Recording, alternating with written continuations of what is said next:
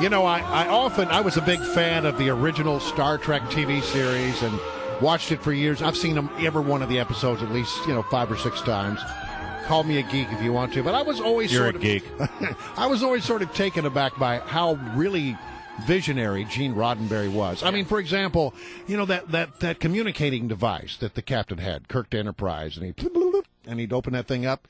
That's basically turned out to be the Motorola flip phone. And then I remember they used to walk around with these crystal memory devices. Right. And that's basically what we call a flash drive today. Right. Oh, I mean, he was very true. So we thought it'd be interesting to have Dr. Tom Jones on the show today, astronaut and the author of the book Planetology, and to talk about, with the opening of this new Star Trek movie, Star Trek Into Darkness, what impact the movie had and the Star Trek franchise has had on NASA as a whole. How you doing today, Dr. Jones? Hello, Brian. Good morning, Larry. I'm doing fine, and wonderful to talk about Star Trek. And so are you a fan of this? I mean, I know you haven't seen the new movie. Few of us have. But are you a fan of Star Trek? And did the sort of the things that you saw, the themes that you saw in Star Trek, do they permeate the thinking at NASA?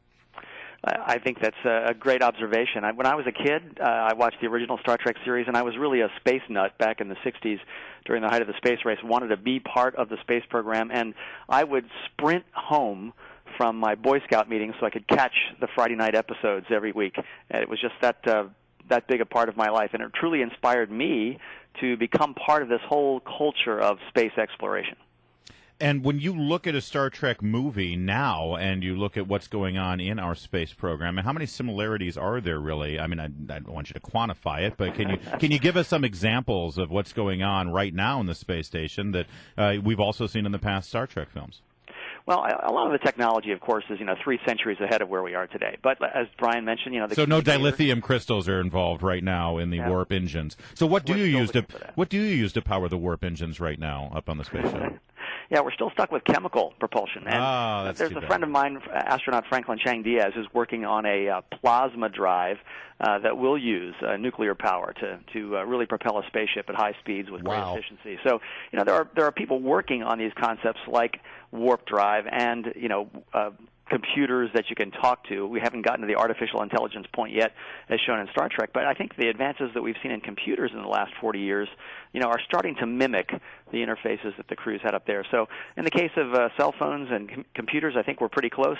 In the case of rocket propulsion, I think we have a long way to go. But it's just setting the goal. Star Trek sets the goal out there, and then people strive to catch up to it. I think it's a great inspiration. I've always thought it interesting that when you were flying the shuttles, I mean, basically my cell phone had more computing power than the original shuttles did. And yet today on the space station, we have a robot. They're streaming up the Star Trek movie so they can watch it in real time. And we just had an astronaut who's been up there for months who's been tweeting about everything. I mean, it really has started to change.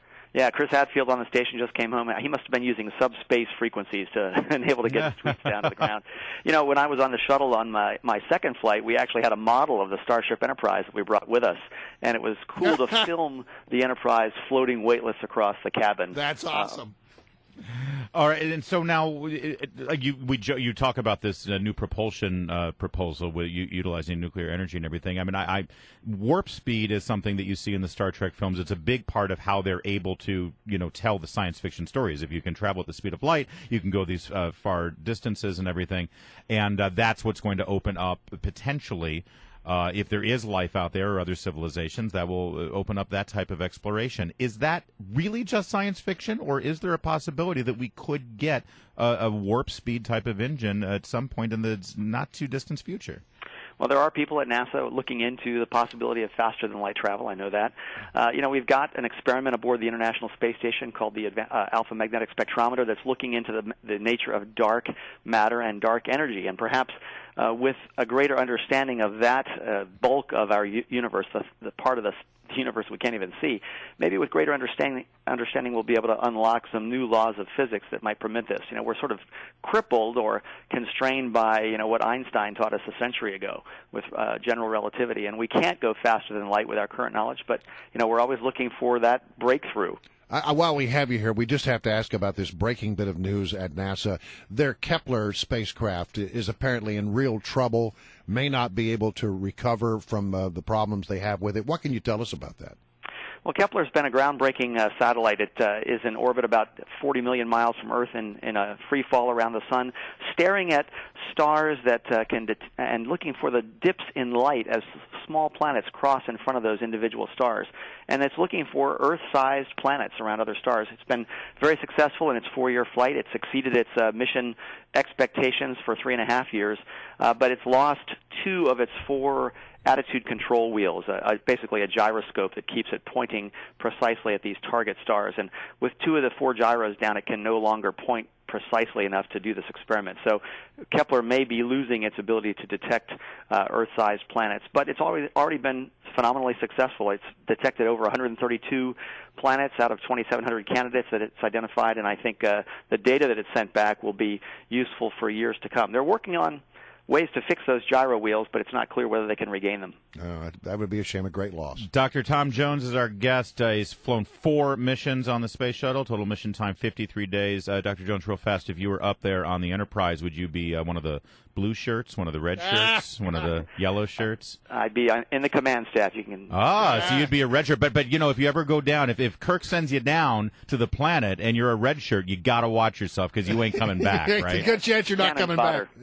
You know, that's the one thing I wish we could figure out. How cool would it be to be able to transport to another place? Yeah. I mean, for example, I could come to work here and then transport to Florida after I got off work. Or even better. That's the thrill of blastoff. I think that would be a big loss. Oh, blastoff would be pretty amazing. But also even better, Brian, would be being able to transport other people away from you. Why do you look at me when you say that? I'm just saying. Well, Dr. Tom Jones, it's really a pleasure to have you. Always appreciate your insight. And again, that movie's out, I guess, starting today. Looking forward to it. I am too. I can't wait to see it.